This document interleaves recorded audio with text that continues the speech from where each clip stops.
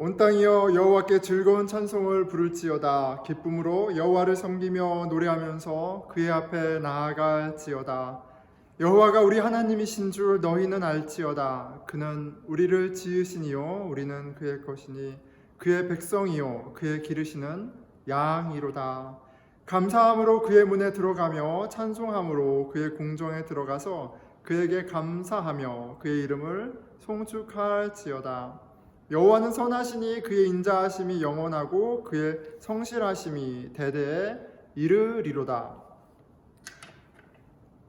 예, 하나님 감사합니다. 저희 오늘 이렇게 하루를 허락하셔서 함께 또 예배 드립니다. 주님, 오늘 예배 가운데 당신이 어떤 분이신지 눈을 뜨고 볼 수 있게 해주시고, 당신의 아들 예수 그리스도를 통해서 우리에게 베푸신 은혜가 어떠한 것인지 또한 깨닫게 하여 주십시오. 주님, 성령으로 함께 하셔서 이루시는 그 하나님의 나라를 더 사모하고 볼 수 있도록 도와주십시오. 주님, 저희가 마음을 열고 주님께 나아갑니다. 주님, 말씀하여 주십시오. 우리 같이 예배 가운데 우리의 마음을 활짝 열고 주님께 나아가는 기도를 드리도록 하겠습니다. 아버지, 주님 도와주십시오. 주님께서 듣게 하셔야, 주님께서 보게 하셔야 우리가 들을 수가 있고 볼 수가 있고, 복음이 감격이 되고 복음이 능력이 되고 복음이 살아갈 이유가 됨을 저희가 믿습니다. 주님, 성령님 역사하여 주십시오.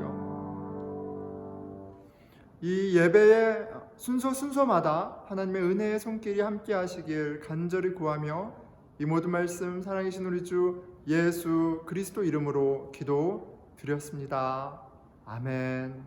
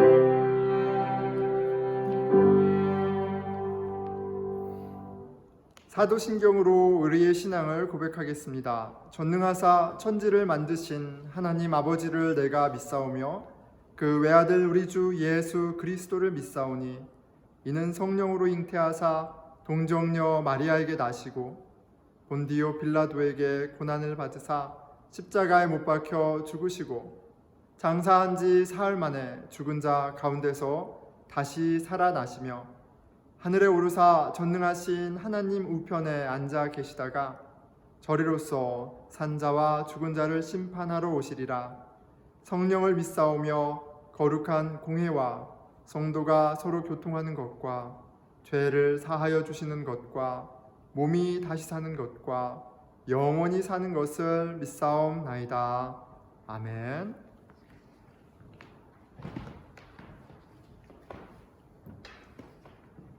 기도드리겠습니다.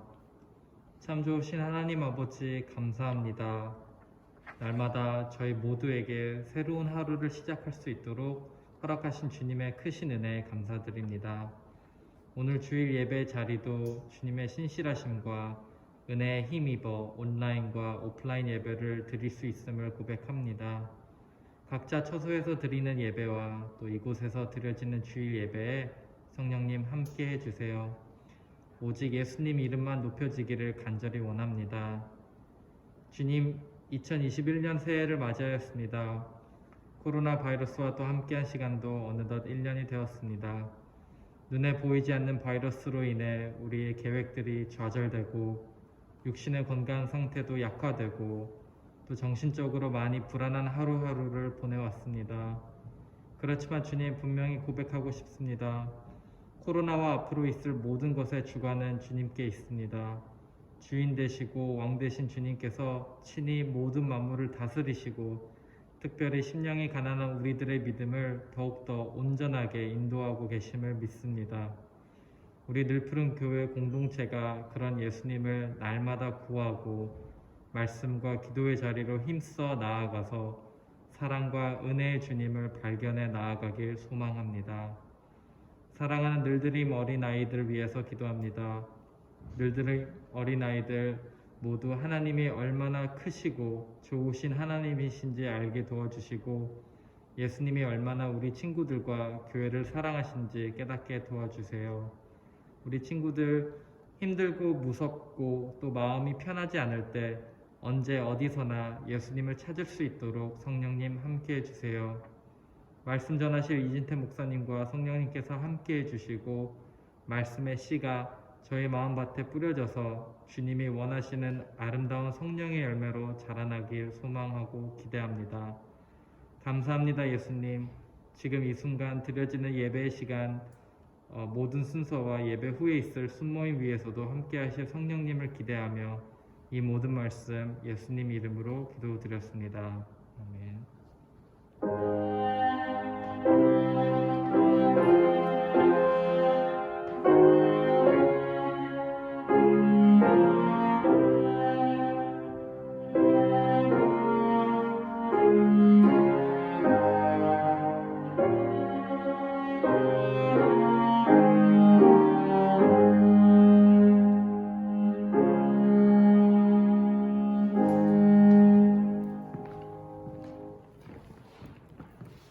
만복의 근원 하나님, 온 백성 찬송 드리고 저 천사여 찬송하세.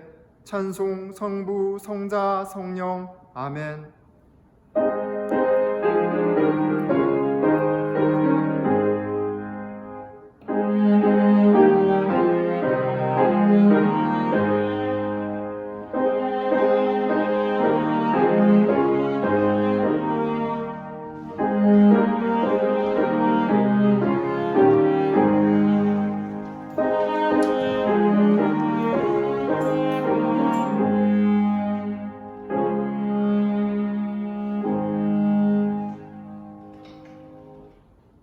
하나님 아버지 감사합니다. 저희로 당신의 것이 되게 하셨습니다. 주님, 저희가 드리는 이 예물만이 아니라 우리의 인생과 우리 가정과 이 공동체와 만물이 다 주의 것임을 고백합니다. 주님, 저희들의 삶이 모두 드려지는 주님 보시기에 아름다운 예물이 되게 하여 주십시오. 우리 마음의 생각과 우리가 하는 말들과 삶의 결정들, 행동들 가운데 우리의 왕이 우리 자신이 아니라 예수 그리스도의 심이 드러날 때 당신이 기쁘게 받으심을 저희가 믿습니다. 우리의 삶이 예배되도록, 주님에게 제물 되도록, 향기로운 제사 되도록 성령님 도와 주시옵소서. 저희에게 허락하신 재물과 재능이 있습니다. 모두 주의 것입니다. 주님이 기뻐하시는데, 영혼을 살리는데, 복음이 사람을 살리는데 쓰여질 수 있도록 저희에게 지혜와 용기를 허락하여 주십시오. 우리 왕 대신 주 대신 그리스도로 말미암아 감사하며 기도드렸습니다. 아멘. 오늘 우리에게 주신 말씀은 누가복음 7장 36절에서 50절 말씀입니다. 한 바리새인이 예수께 자기와 함께 잡수기를 청하니 이에 바리새인의 집에 들어가 앉으셨을 때 그 동네에 죄를 지은 한 여자가 있어 예수께서 바리새인의 집에 앉아 계심을 알고 향유 담은 옥합을 가지고 와서 예수의 뒤로 그 발 곁에 서서 울며 눈물로 그 발을 적시고 자기 머리털로 닦고 그 발에 입 맞추고 향유를 부으니 예수를 청한 바리새인이 그것을 보고 마음에 이르되 이 사람이 만일 선지자라면 자기를 만지는 이 여자가 누구며 어떠한 자 곧 죄인인 줄을 알으리라 하거늘 예수께서 대답하여 이르시되 시몬아 내가 내게 이를 말이 있다 하시니 그가 이르되 선생님 말씀하소서. 이르시되 빚 주는 사람에게 빚진 자가 둘이 있어 하나는 500데나리온을 졌고 하나는 50데나리온을 졌는데 갚을 것이 없으므로 둘 다 탕감하여 주었으니 둘 중에 누가 그를 더 사랑하겠느냐. 시몬이 대답하여 이르되 내 생각에는 많이 탕감함을 받은 자니이다. 이르시되 내 판단이 옳다 하시고 그 여자를 돌아보시며 시몬에게 이르시되 이 여자를 보느냐? 내가 내 집에 들어올 때 너는 내게 발 씻을 물도 주지 아니하였으되 이 여자는 눈물로 내 발을 적시고 그 머리털로 닦았으며 너는 내게 입 맞추지 아니하였으되 그는 내가 들어올 때부터 내 발에 입 맞추기를 그치지 아니하였으며 너는 내 머리에 감람유도 붓지 아니하였으되 그는 향유를 내 발에 부었느니라. 이러므로 내가 내게 말하노니 그의 많은 죄가 사하여 줬도다. 이는 그의 사랑함이 많음이라. 사함을 받은 일이 적은 자는 적게 사랑하느니라. 이에 여자에게 이르시되 내 죄 사함을 받았느니라 하시니 함께 앉아 있는 자들이 속으로 말하되 이가 누구이기에 죄도 사하는가 하더라. 예수께서 여자에게 이르시되 내 믿음이 너를 구원하였으니 평안히 가라 하시니라. 주님의 말씀입니다.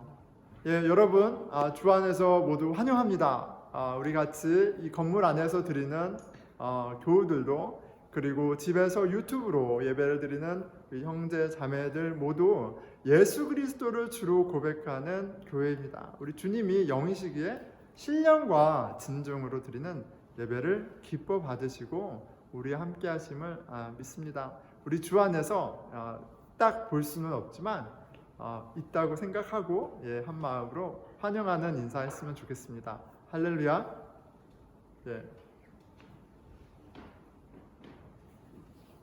좋습니다. 자, 한 가지 광고 말씀을 드리겠습니다. 이제 2021년이 되었고요. 코비드 19과 지금 같이 살고 있습니다. 그래서 이제 어떻게 하면 이 상황 가운데 우리가 주 안에 한 공동체를 경험하고 또 주 안에서 같이 예배를 잘 드릴 수 있을까? 계속 고민하고 애쓰고 있어요. 그래서 저희가 지금 줌 라이브 스트리밍 예배를 준비하고 있습니다. 기술적인 부분에서 좀 준비가 체크가 잘 되고 준비가 되었을 때 저희가 이제 라이브 스트리밍으로 오후 2시에 예배를 드리려고 해요.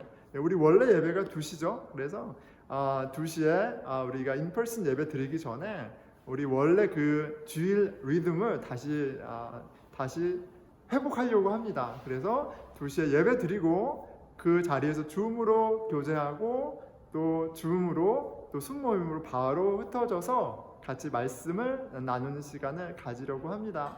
예, 우리 지혜가 필요하고요, 용기가 필요하고요, 서로의 격려가 필요합니다. 여러분 우리 같이 격려하고 또 주가 주시는 은혜를 기대했으면 좋겠습니다. 여러분 사랑합니다. 자, 우리 같이 고백해 볼까요? 빈손으로 왔다 빈손으로 가는 나그네 인생, 왕 같은 제사장 선지자 인생, 아낌없이 주고 아낌없이 사랑하며 주 예수와 함께 살자. 아멘.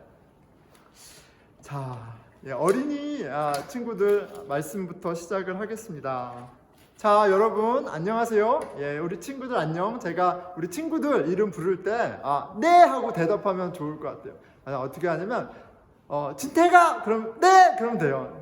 새로운 친구가 있네. 진태기. 목사님 이름이에요. 진태기. 자, 그럼 이름 부를게요. 현배야 안녕. 현우야 안녕. 우리 수연아 안녕. 우리 시원아 안녕. 영원아 안녕. 한나야 한희야 지금 이름을 생각하느라고 그치? 한수라 우리 조이도 안녕. 그리고 우리 또 누가 있지? 자, 다 그러면 된 것 같아요. 그쵸? 자, 우리 친구들 목사님이 이야기 이제 말씀 나가기 전에 한 가지 질문을 하려고 합니다. 자, 여기 볼까요? 여기 장미꽃이 두 가지 종류 장미꽃이 있어요. 자, 1번, 2번. 자, 어떤 장미꽃이 진짜 장미꽃일까요? 자, 1번이다. 한번 손 들어봐요. 자, 2번이다. 자, 어떤 게 진짜 장미꽃인지 친구들 어떻게 알 수 있죠? 한번 얘기해 보세요.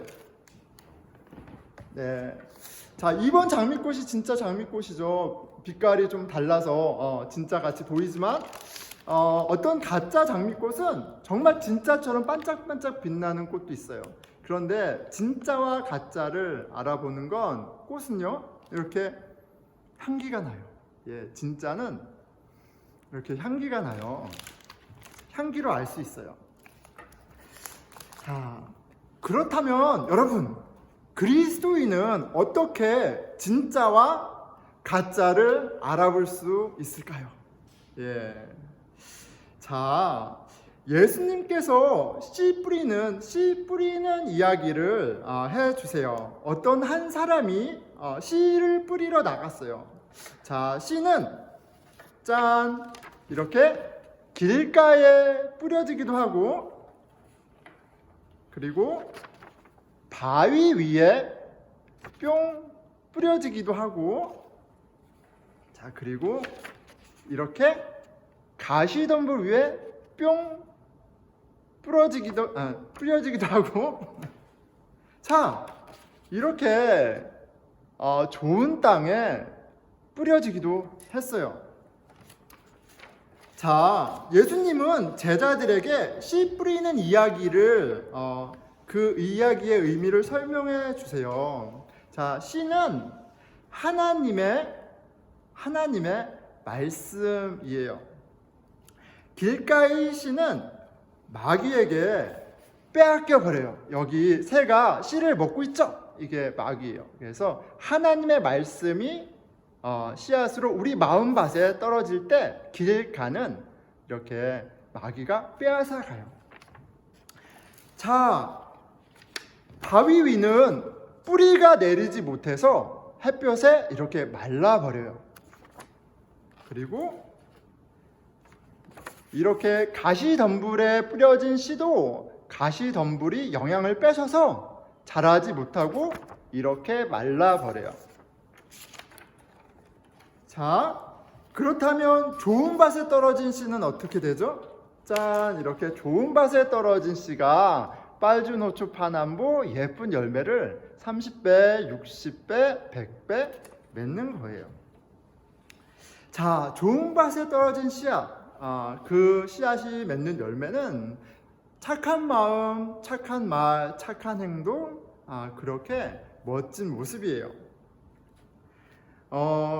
정직하고 선한 마음으로 하나님의 말씀을 듣고 지켜 좋은 열매를 이렇게 맺는 거예요.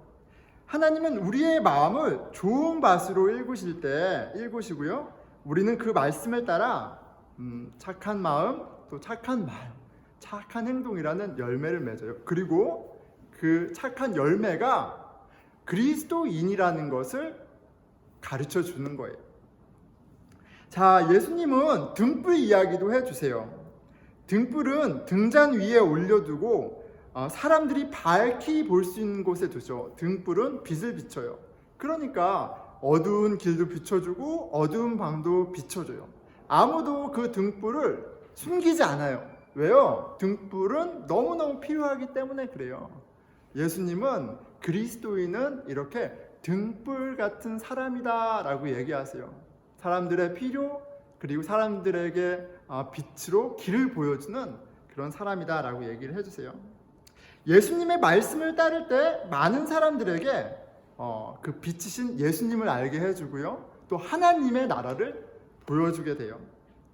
자, 그런데 여러분, 혹시 그 하나님의 말씀이 우리 마음에 떨어져서 심겨져야 되는데 이렇게 슝 한 귀로 들었다가 슝 한 귀로 나가는 그런 일이 있지 않아요? 이렇게 말씀이 마음에 담빠지지 않고 한 귀에 들어왔다 한 귀로 나가는 게 마치 이런 길가 같은 마음인 것 같아요. 심겨져서 자라나야 되는데 그렇지 않을 때가 많죠. 자, 우리가 올해는 같이 매일 말씀 묵상을 하면서 우리 마음 가운데 말씀을 뿌리시는 예수님을 만나고 그렇게 우리 착한 마음과 착한 말과 또 행동으로 하나님의 나라를 이렇게 친구들에게 보여주는, 엄마 아빠에게 보여주는 저와 여러분이 우리 친구들이 되길 목사님이 응원해요. 우리 같이 잠깐 기도하겠습니다. 예, 하나님 감사합니다. 하나님의 말씀을 우리 마음 가운데 뿌려주시는 하나님, 그 말씀을 우리가 듣고 기억하고 그 말씀 가운데 나타난 하나님의 사랑을 느끼게 해주세요. 그렇게 착한 마음, 또 착한 말과 착한 행동, 그 열매로 참 그리스도인의 삶을 배워가게 해주세요. 그래서 우리 친구들 보고 와, 예수님 너무 좋구나, 와, 하나님의 나라, 천국이 이런 모습인가 볼 수 있게 해주세요. 우리 이모 삼촌들, 우리 늘품교회 공동체 함께 기도하며 말씀 안에 무럭무럭 쑥쑥 자라나는 우리 친구들을 응원하게 해주세요. 이 모든 말씀 살아계신 우리 주 예수 그리스도 이름으로 기도드렸습니다. 아멘. 네, 여러분 화이팅. 자, 우리 어른 말씀으로 넘어가겠습니다. 자, 이 장미가 예쁘네요. 자, 복음이 주는 기쁨을 누리는 사람. 어쩌다 보니 시리즈가 됐습니다. 복음이 주는 기쁨을 누리는 사람이고요. 오늘의 키워드는 용서와 용납이에요. 용서와 용납이라는 키워드로 말씀을 전하겠습니다. 깊이 용서받은 사람, 그렇죠? 깊이 용서받은 사람, 그리고 진심으로 용납받은 사람. 여러분, 행복이 있어요. 기쁨이 있고요. 그 마음에 감사, 참 감동이 있습니다. 그렇죠? 여러분, 그런 경험을 한번 떠올려 보면 좋겠어요. 나를 누가 진짜 깊이 셜로우하게 말고 깊이 용서해 줬을 때, 누군가 나를 있는 모습 그대로 괜찮아 이렇게 용납해 줬을 때, 여러분 어떤 그 경험을 하셨어요? 예, 전 벌써 울컥하려고 그래요. 감동이 있죠. 감동이 있습니다. 용서와 용납, 그 가운데 감동이 있습니다. 제 삶 속에 용서와 용납 어떤 모습으로 있는가 생각할 때 그렇게 어려운 질문이 아니더라고요. 일상입니다. 매일매일 삶 가운데 아내와 우리 아이들과의 이 관계의 다이내믹 가운데 몇 가지 색깔이 있죠. 되게 중요한 색깔 중에 하나가 용서와 서로 용납하는 거예요. 며칠 전에 이제 저희는 이제 아이가 많죠. 근데 첫째와 둘째가 좀 커서 이제 각자 좀 잘 이제 자는데 아직 셋째가 3살이어서 좀 잘 때 재워줘야 돼요. 근데 저희는 또 넷째가 있죠. 넷째가 있으니까 저희 아내는 넷째를 보느라고 셋째를 못 재워주고 이제 셋째를 제가 재웁니다. 셋째가 이제 이빨 치카치카하고 자라 그러면 항상 저한테 또로로 달려와서 아빠가 재워주면 잘 거야 이렇게 딱 얘기해요. 그럼 그래 자자 이렇게 들어가서 하면 이렇게 누워서 서로 마주보고 누워요. 그러면 레파토가 똑같아요. 저한테 아빠 무슨 꿈 꿀 거야 이렇게 딱 이렇게 물어봐요. 그럼 너는 무슨 꿈 꿀 건데 이렇게 제가 다시 물어봐요. 근데 말하기 귀찮잖아요. 그러니까 물어봐요. 그러면 한솔이가 이제 막 이렇게 엄마하고 아빠하고 한나하고 한이하고 한결이하고 이렇게 막 이렇게 끌고 항상 바다로 가서 항상 고래를 잡아요. 그런 꿈을 얘기해요. 근데 제가 며칠 전에 한 이틀 전에 문득 이렇게 질문했습니다.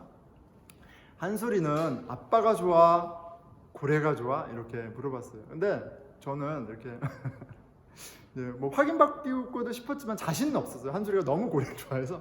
근데 한솔이가 주저하지 않고 저한테 당연히 아빠가 좋지 딱 그런 거예요. 근데 그 당연히라는 그 단어가 꽂혔어요. 팍 꽂혔어요.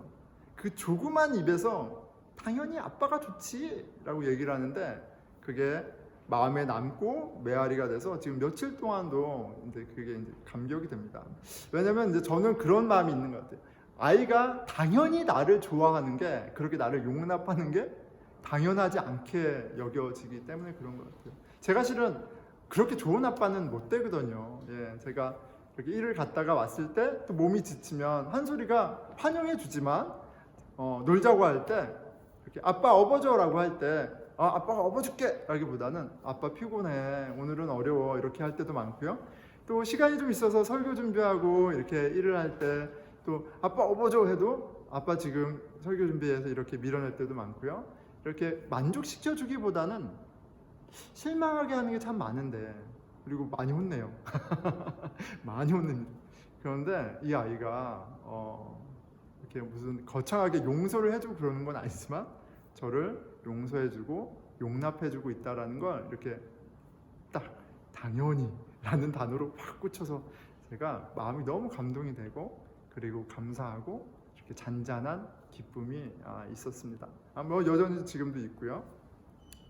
자, 예수 그리스도 하나님 나라의 복음이 주는 기쁨에 그 기쁨의 실체가 있어요. 왜냐하면 복음은 하나님이 죄인을 용서하셨다라고 얘기해요.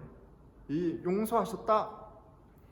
그 죄인을 자신의 자녀로 용납하셨다라고 얘기해요. 그 사건이 바로 복음이기 때문에 그래요. 오늘 말씀 가운데 예수 그리스도를 통해 우리를 용서하시고 또 용납하신 그 하나님, 그 사건, 복음을 깨닫는 은혜가 있었으면 좋겠습니다.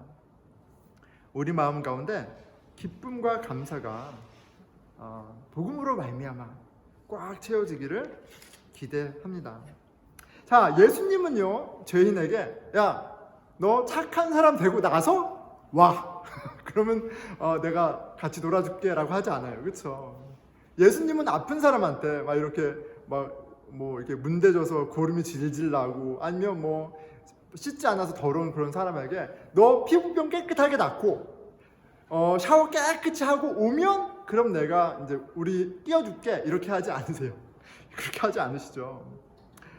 5장 32절입니다. 내가 의인을 부르러 온 것이 아니요 죄인을 불러 회개시키러 왔노라 라고 말씀하세요. 예수님은 어떤 분이에요? 용서와 용납의 아이콘이에요. 이 복음에는 용서와 용납을 빼고는 생각할 수 없습니다. 용서와 용납. 그리고 예수님의 용서와 용납을 경험하면요, 그게 이제 쉘로우하지 않거든요. 우리는 그냥 이렇게 뭐 이런 불편한 걸 덮으려고 용서하는 척도 하고요, 용납하는 척도 해요. 가볍게 나를 지키려고, 아니면 뭐 나이스한 사람처럼 보이려고 그러거든요. 근데 예수님은, 하나님은 거짓됨이 없으신 분이잖아요. 그 깊은 용서와 그 진실한 용납을 경험하면요, 예, 우리 마음에 이루 형용할 수 없는 그 감동이 있어요. 그리고 그 감동이 눈물이 됩니다. 기쁨이 진짜 리얼한 기쁨이죠. 눈물로 나타나요. 자, 오늘 본문에 한 여인이 그렇죠. 이 여인이 지금 뭐 무슨 말도 안 하고요, 그냥 주구장창 울기만 합니다. 눈물이 막 수도꼭지 틀어놓은 것처럼 막 콸콸콸콸콸 쏟아져요. 그 여인의 눈물과 그녀의 행동을 통해 우리는 진짜 이 복음이 주는 감격이 무엇인지 우리 생생하게 보게 됩니다. 그런데 참 안타깝죠.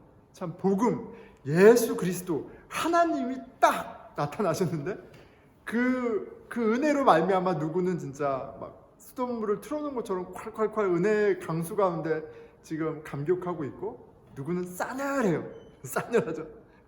싸늘한 사람들이 있습니다. 전혀 기쁘지 않은 사람들이죠. 오히려 복음 때문에, 예수님 때문에 기분 완전히 망가진 사람들이 여기 있어요. 저 더러운 여인이 왜 우리 집에 와 있어? 뭐야 이거? 저 사람은 왜 저 더러운 놈들을 용납하는 거야? 하나님이 죄인을 용서한다고? 말이 돼? 그럴 수 없어. 자, 그들은요, 예수님과 마음이 전혀 다른 사람들이에요.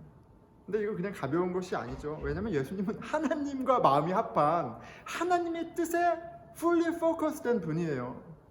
같은 마음입니다. 그러니까 이들은 하나님의 뜻을 반대하는 거예요.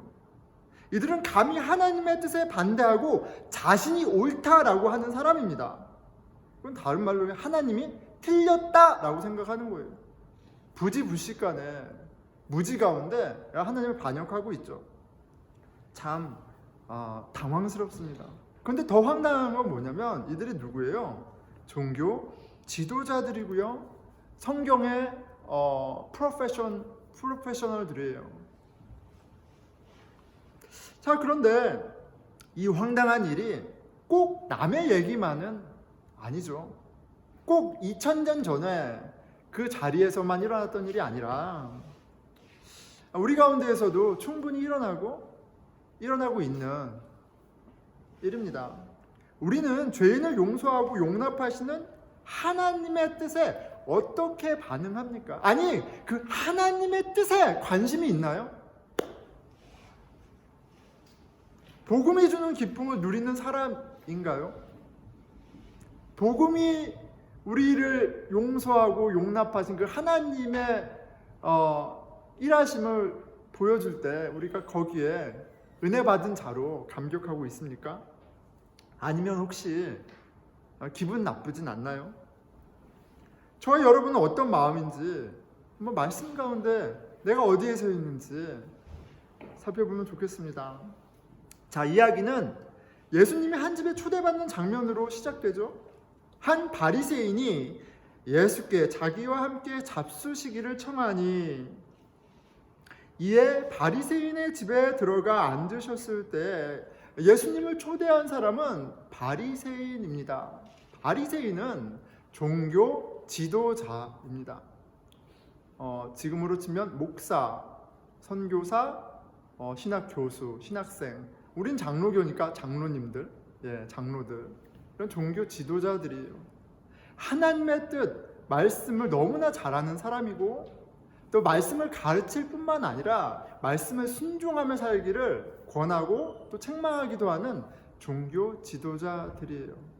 그리고 당시에는 누구보다도 바리새인들은 말씀을 가르치고 말씀에 순종해서 그 가운데 궁극적으로 오실 하나님의 나라를 갈망하고 기대하던 사람들이에요.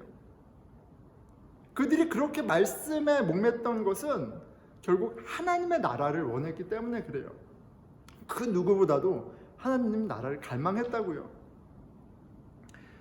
자, 그런데 그들의 반응이 참 당황스러운 거죠.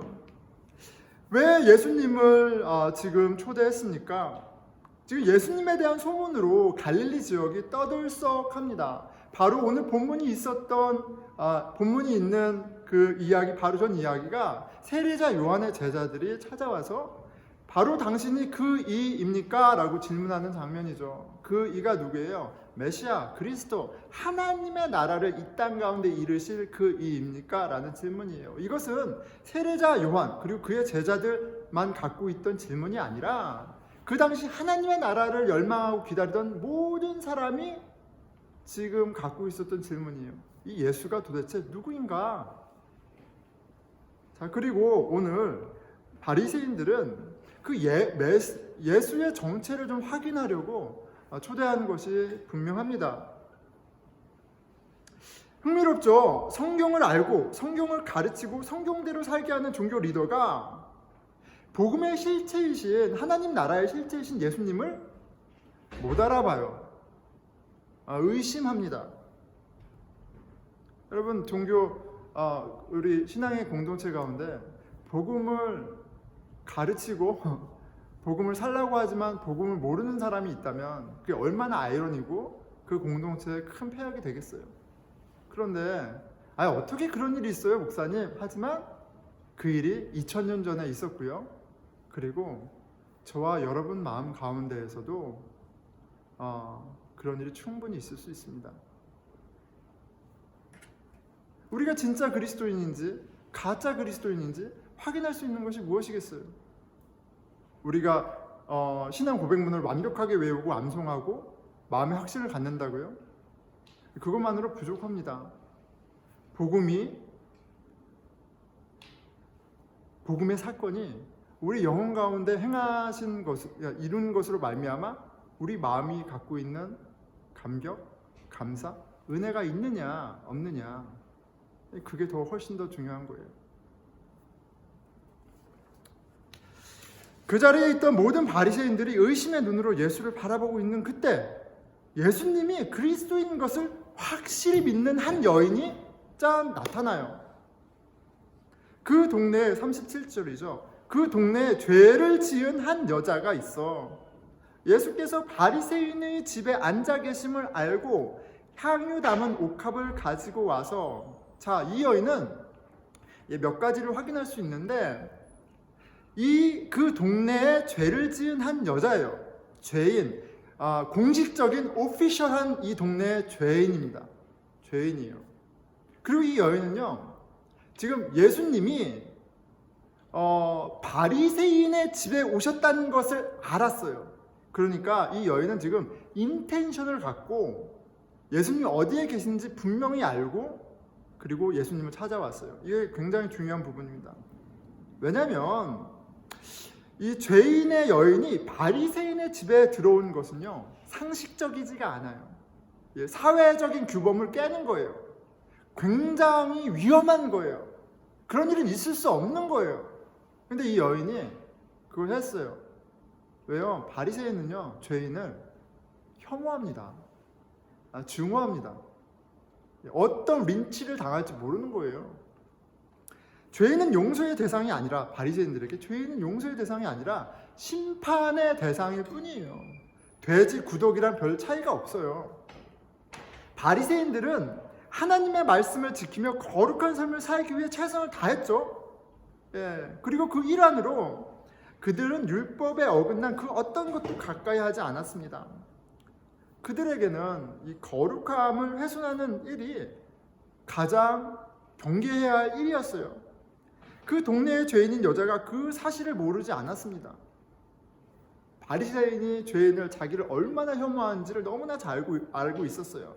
그런데 이 여인이 그 혐오의 눈빛, 그 혐오의 말, 혐오의 행동을 개의치 아니하고 예수께로 나아옵니다.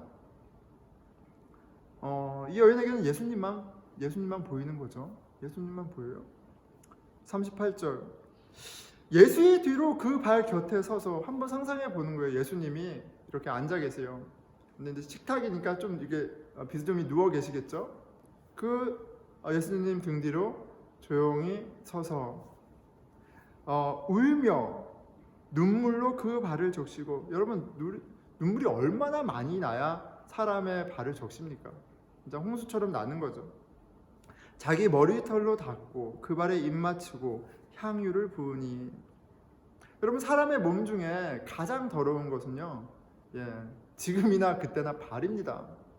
그래서 그냥 위생적인 차원만이 아니라 이 거룩함을, 깨끗함을 거룩함과 등치했던 유대인들은 발 씻는 것을 굉장히 중요하게 여겼어요. 종들이 발을 씻어주죠. 그 더러운 발을 이 여인이, 그 여인에게 가장 귀한 것으로 섬기고 있어요. 그녀의 눈물과 그녀의 여인의 아름다움, 가치를 상징하는 머리카락과 여인의 너무나 소중한 향유 옥화.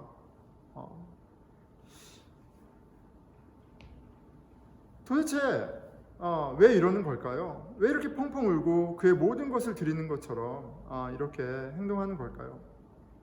예수님의 가장 더러운 몸을 그녀의 가장 귀한 것으로 깨끗이 닦아 드리는 걸까요? 복음이 주는 감격, 그 기쁨, 그 이상의 감정이 있습니다. 말없이 온몸으로 예배하고 있는 여인을 통해 생생하게 볼 수 있어요. 도대체 무엇이 그녀로 하여금 이토록 예수님을 사랑하게 하는가? 왜일까? 이 여인에게 어떤 일이 있었던 걸까?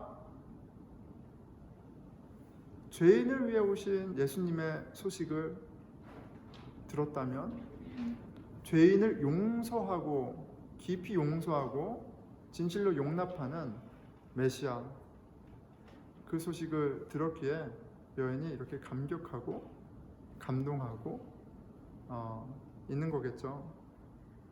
분명합니다. 복음을 듣고 받아들인 것이 분명합니다. 그런데 바리새인들은 우리는 어떻게 이렇게 할 수 있지? 이게 궁금한 게 당연하잖아요. 근데 바리새인들은 그게 궁금하지 않아요. 아니, 이 죄인이 어떻게 이렇게 감격 가운데 예수님께 예수님을 이렇게 섬길까, 예배할까를 관심이 없어요. 본문에 보니까 이 바리새인들은 전혀 다른 게 궁금하고요. 그리고 이걸로 예수님 판단하죠. 예수를 청한 바리새인이 그것을 보고 마음에 이르되, 이 사람이 만일 선지자라면 자기를 만지는 이 여자가 누구며 어떠한 자 곧 죄인인 줄을 알았으리라 하거늘. 바리새인은 죄인을 용납하고 있는 예수님을 보고 판단을 내렸습니다. 저자는 분명 선지자가 아니야, 메시아일 수 없어 라고 판단합니다. 그리고 그런 그들에게 예수님이 질문하시죠. 그러니까 바리새인은 하나님 아들 예수님을 자신의 종교적인 지식과 경험과 지혜로 판단하고 있고요. 예수님은 질문을 던지면서 하나님이 우리에게 하신 일, 그 복음을 설명하고 계세요. 이 복음과 자기의 생각이 부딪히고 있는 거예요. 이르시되 빚주는 사람에게 빚진 자가 둘이 있어 하나는 500데나리온을 빚졌고 하나는 50데나리온을 줬는데, 한 데나리온이 1인의 하루 품삯이라고 하죠. 그러니까 500데나리온, 한 데나리온 20만 원으로 치면 한 1억 정도 된다고 볼 수 있고, 50데나리온은 한 1,000만 원 정도라고 볼 수 있겠죠. 우리도 같이 생각해 보면 좋겠어요. 자, 갚을 것이 없으므로 둘 다 탕감하여 주었으니 둘 중에 누가 그를 더 사랑하겠느냐? 내가 1억 빚진 1,000만 원 빚졌는데 그걸 탕감 받으면 1억 빚진 사람이 기쁘겠어요? 누가 더 기쁘겠어요? 1,000만 원은 그래도 이악 물고 벌면 벌 수 있는 그런 깜냥이 되잖아요. 근데 1억은요, 삶이 무너집니다. 그렇죠? 근데 그걸 탕감해 줬어요. 기쁨을 비교할 수가 없죠. 감동을 비교할 수가 없죠. 그 해방감을 비교할 수 없는 거예요.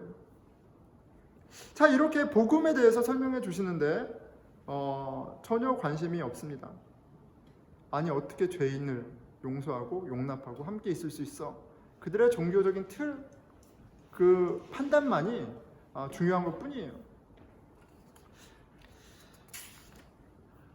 자, 이 예수님이 이 이야기에서 보여주시는 바는 복음을 아는 자와 복음을 모르는 자의 모습이 어떠한지 이렇게 극명하게 보여주는 거죠. 그리고 더 설명해 주십니다. 그 여자를 돌아보시며 시몬에게 이르시되 이 여자를 보느냐? 내가 내 집에 들어올 때 너는 내게 발 씻을 물도 주지 아니하였을 때 최소한의 것도 하지 않은 거예요. 이 여자는 눈물로 내 발을 적시고 그 머리털로 닦으며 너는 내게 입 맞추지 아니하였을 때 그는 내가 들어올 때부터 내 발에 입 맞추기를 그치지 아니하였으며. 이게 여러분 어떤 기분일까요? 발에 계속 입 맞춘다. 너는 내 머리에 감람유도 붓지 아니하였을 때 그는 향유를 내 발에 부었느니라. 바리새인 시몬과 죄인 여인은 예수님을 대하는 태도와 행동에 확연한 차이가 있습니다. 복음에 대한 두 가지 다른 반응이죠. 한 사람에게 복음은 너무나도 큰 기쁨의 소식이고 다른 한 사람에게 복음은 너무나 이상하고 말도 안 되는 상식적이지 않은 받아들이기 힘든 사건이에요. 하나님이 하셨을 거라고는 생각하지. 근데 너무나 아이러니하잖아요. 복음을 기다렸다고요. 하나님의 나라를 기다렸다고요. 근데 하나님이 하나님의 방법으로 하나님의 뜻으로 하나님의 나라를 이루는데 그게 못마땅한 거예요. 그게 받아들여지지 않는 거예요. 받아들일 수 없는 거예요. 왜요? 원래부터 하나님의 나라에 관심이 있었던 게 아니라 내 나라에 관심이 있었던 거예요. 예수님은 한 발짝 더 나아가시죠. 이러므로 내가 내게 말하노니 그의 많은 죄가 사하여 줬도다. 이는 그의 사랑함이 많음으로 사함을 받은 일이 적은 자는 적게 사랑하느니라. 이 여인이 깊이 용서받고 진실로 용납받은 하나님의 그 받은 은혜가 그녀로 하여금 감격하게 하고 이렇게 예배하게 하는 거야. 은혜를 모르면 용서와 용납을 모르면 복음의 하신 일을 모르면 못하는 거야. 이렇게 얘기하시는 거죠.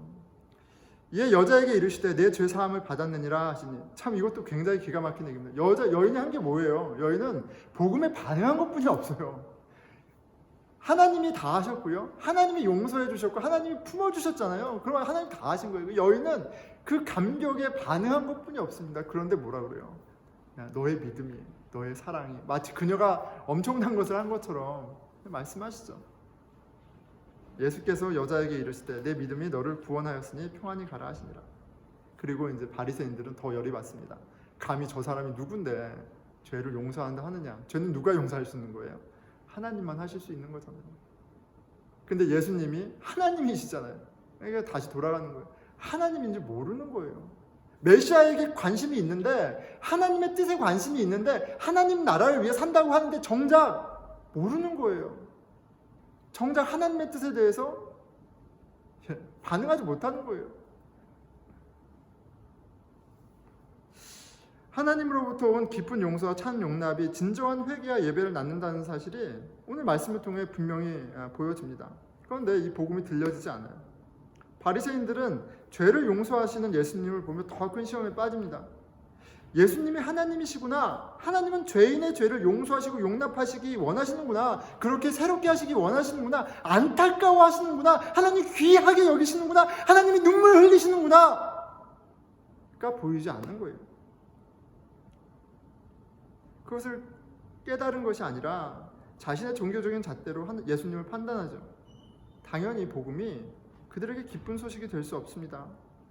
여러분, 예수님은요, 여러분 얼마나 더 구체적으로 명확하게 말씀해줘야지 우리가 알아요. 예수님은 죄인을 부르러 오셨어요. 그런데 하나님의 선하신 진리 앞에 죄인 아닌 사람이 어디 있겠어요. 그러니까 예수님은 모든 사람들을 구원하시려고 오신 거예요. 그런데 유독 이 복음을 못 받아들이는 사람이 있는 거죠. 하지만 이 소식은 죄인에게 너무너무 좋은 소식입니다. 뭐 세상의 기준에 미치지 못하던, 예전에 과거에 치명적인 실수를 했던, 아니면 실제로 그렇게 손가락 받을 그런 삶을 살았던 어떠했던 죄인에게는, 찌질이한테는, 못난이한테는, 모질이한테는 이 복음만큼 기쁜 소식이 없는 거예요. 복음만큼 감격된 소식이 없는 거예요. 예수님 그게 안 보인대요. 내 절뚝거리는 거, 내가 삐뚤어져 있는 거, 내가 예전에 얼마나 그랬던 게 안 보이신대요. 오라고 하세요. 깨끗하게 해주시고 사랑으로 우리를 당신의 자녀다운 삶으로 하신다는 거. 이거 얼마나 놀라운 소식입니까? 이 복음이 기쁨이 되고 능력이 되는 거예요. 참 의인이 되게 합니다. 복음 안에서 여러분 예수님이 설명해 주시죠. 모든 율법 위에 두 가지 가장 큰 율법이 있어요. 이 두 가지 율법만 되면 다른 건 다 되는 거예요. 결국 이 두 가지 율법을 하기 위해서 세부 목록이 있는 거라고 얘기하세요. 이 두 가지 율법이 뭐예요? 이 여인 가운데 발견되는 거예요. 너희 여호와를 온 맘 다해 온 힘 다해 온 영 다해 사랑하고 내 이웃을 내 몸처럼 사랑하라. 참 용서 가운데 하나님을 사랑하는 것, 그리고 그 용납으로 다른 사람을 용서하고 용납하는 것, 그게 최고의 율법이에요. 그게 의로운 자의 삶이에요. 바리새인은 그것을 가르치고 설명하고 그렇게 하지만 너무 이 율법에 멀어져 있고요. 이 율법하고는 전혀 상관없을 것 같은 이 죄인이 복음으로 말미암아 주의 용서와 용납으로 말미암아 새롭게 되었어요. 네, 복음이 우리를 의롭게 하고요. 복음이 우리를 율법의 완성대로 만드는 것이 명확합니다. 예수님이 그렇게 하세요. 그리고 그 복음은 2000년 전에 예수님이 잠깐 오셔서 얘기하고 끝난 것이 아니라 여전히 말씀을 통해 그리스도의 공동체를 통해 선포되고 우리 마음 가운데 은하여져서 우리로 주의 용서하심과 용납하심을 누리게 하고 율법의 완성자로 의로운 자로 살아가게 하는 하나님의 능력이에요. 복음의 실체 있습니다. 용서와 용납, 그리고 그로 인한 감격과 기쁨, 감사가 우리 가운데, 저와 여러분 가운데 있습니까? 매일 아침 기도를 합니다. 목사니까 하나요? 매일 말씀 가운데, 기도 가운데 나를 품어주시고, 물론 내가 죄 있는 것을 깨닫게 하시죠. 근데 그게 거기에 머무르는 게 아니란 말이죠. 복음은 우리의 죄를 들추시지만 바리새인의 불의를 들추시잖아요. 그들의 역겨움을 들추시잖아요. 그들의 신앙 없음을 들추시잖아요. 그런데 그렇게 해서 바리새인들 망하게 하려고 복음이 그들에게 선포되는 건가요? 아니죠. 너희들도 은혜 받아야 할 죄인이고 나는 너희들을 위해서도 왔다라는 걸 가르쳐 주시는 거예요. 말씀이 우리의 죄를 깨닫게 하십니다.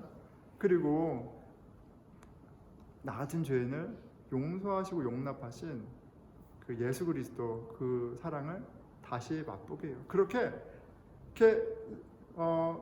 비워진 탱크를 가스로 기름으로 꽉 채워주세요. 그러면 내 마음 가운데 주의 은혜가 뭐 이렇게 드라마틱한 막 폭풍 같은 눈물은 아니어도 그 아침에 내 마음에 이런 잔잔한 나를 이렇도록 사랑하신다라는 그 사랑이 나를 채우고요. 그리고 영적인 삶, 신비한 삶이 다른 것이 아니에요. 하나님이 나를 용서하시고 용납하셨다는 것이 실체로 경험되어지는 거예요. 직장에 가서 사람들한테 인사하고 사람들을 격려하고 막 이런 일들을 하죠. 내가 용서받았고 내가 용납받았기 때문에 나랑 다르고 나와 오해 있는 사람에게도 그렇게 인사가 가는 거예요. 근데 더 신기한 건 뭔지 아세요?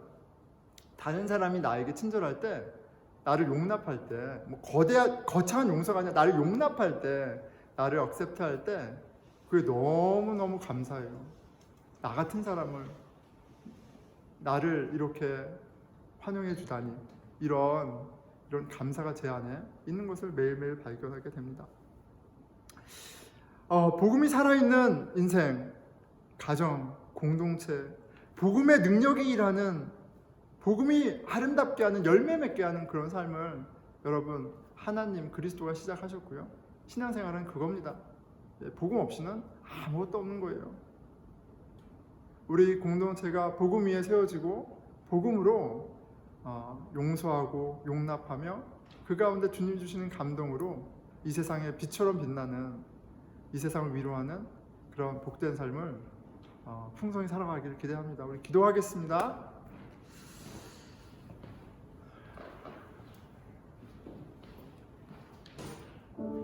예, 하나님, 우리를 우리의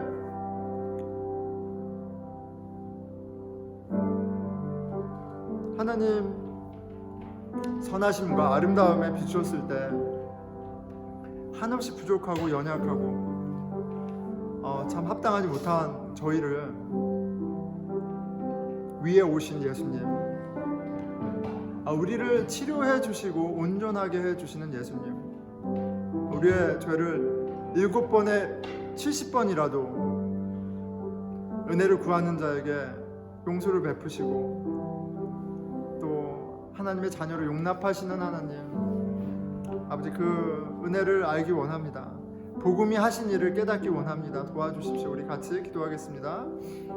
예, 하나님 아버지, 주님께서 참으로 놀라운 일을 하셨음에도 여전히 내가 내 인생의 주인이 되어서 하나님이 틀렸다 합니다. 불쌍히 여겨주십시오. 주께서 베푸신 그 큰 은혜 가운데 담겨져서 아버지 그 용서와 용납의 그 신비를, 아버지 그 풍성함을, 그 자유를 누리게 해주십시오. 가정에서 아내와 남편이, 아이들과 부모가, 직장에서 동료와 친구들이 그 하나님의 나라를 맛보는 은혜가 있게 해주십시오. 예, 우리 공동체를 위해서 기도하겠습니다. 우리의 왕이신 예수 그리스도, 우리의 구세주 그리스도로 말미암아 주의 교회가 시작됐습니다. 우리는 다 용서받은 죄인들이에요. 우리는 더럽고 냄새나고 역겨울 정도로 못났지만 그런 우리를 품으신, 용납하신 그 하나님의 사랑으로 함께하게 된 하나님의 자녀들입니다. 주님, 감사하게 해주십시오. 주님, 우리 가운데 함께하는 것만으로도 감격하는, 기뻐하는 은혜가 있게 해주십시오. 복음이 우리를 하나 되게 하고, 복음이 우리를 서로 용서하고 용납하게 하고, 복음이 우리로 서로 귀하게 여기고 서로 세워주게 하는 그런 놀라운 신비가 계속되어질 수 있도록 성령님 도와주십시오. 우리 공동체를 위해서 기도하겠습니다. 네, 하나님 아버지, 주여 도와주십시오. 주여 성령님, 아버지 주님 도와주십시오. 주 우리 가운데 복음으로 말미암아 주님 겸손해지는 마음들이 있게 해주시고, 아버지 복음으로 말미암아 서로를 용서하고 용납하며 그것이 자랑이 되는 것이 아니라 마땅한 것이 되고, 우리 감사의 이유가 되고 능력이 되고 기쁨의 재료들이 되게 해주십시오. 이 땅 가운데 등불로, 이 땅 가운데 생명의 공동체로, 이 땅 가운데 거룩한 나라로 세우심에 감사드립니다. 예, 우리 마지막 찬송 드리면서 또 깊이 주께 기도드리겠습니다.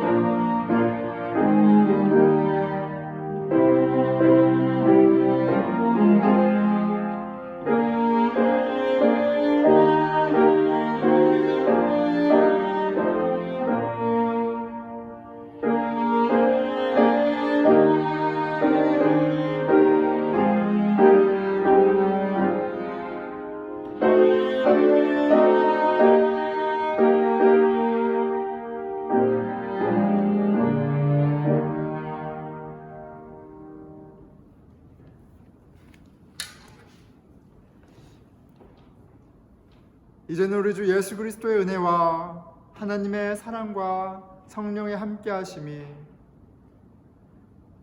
죄인을 불러서 회개케 하시기 기뻐하시는 하나님, 용서하시고 용납하신 주의 사랑으로 말미암아 감사하며 예배드린 보스턴 늘푸른교회 형제 자매들과 이제부터 영원히 함께하시기를 간절히 축원하나이다. 아멘.